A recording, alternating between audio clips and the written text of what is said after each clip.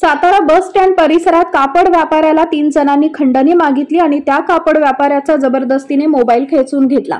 त्यामुळे सातारा पोलीस ठाण्यात 3 जणांवर खंडणीचा गुन्हा दाखल केलाय। आरोपी सुमित पवार, आदित्य बनसोडे व गणेश साठे या तिघांना पोलिसांनी तात्काळ अटक केलेली आहे।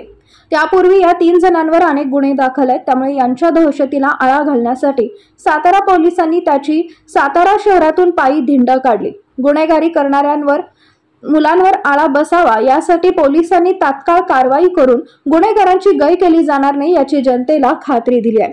शिवशाही न्यूज प्रतिनिधी शुभम कोदे वाई। काल स्टँड परिसरात एका कापड व्यापाऱ्याला 3 लोकांनी त्याच्याकडे खंडणी मागण्याचा एक प्रकार केला आणि त्याचा मोबाईल त्यांनी घेतला। त्या अनुषंगाने इथं आम्ही जबरी चोरीचा व खंडणीचा गुन्हा त्याच्यावर तात्काळ काल दाखल केला आणि ज्यांनी हे कृत्य केलं तो सुमित पवार, आदित्य बनसोडे आणि गणेश साठे या तिघांना काल तात्काळ अटक केली आणि त्यांनी जे कृत्य केलं होतं यापूर्वी देखील त्यांच्यावर गुन्हे दाखल आहेत।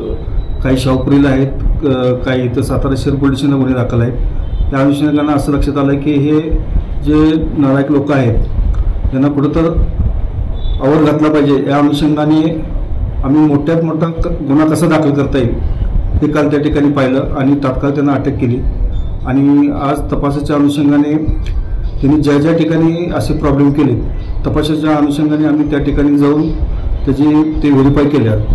तर यापुढे देखील असं कोण मस्ती करत असेल, कॉलेजवर जाऊन काय प्रॉब्लेम करत असतील, कुठल्या व्यापाऱ्याला प्रॉब्लेम करत असतील तर त्याला कुणालाही सोडणार नाही। प्रत्येकाची गत यांच्यासारखीच करण्यात येईल।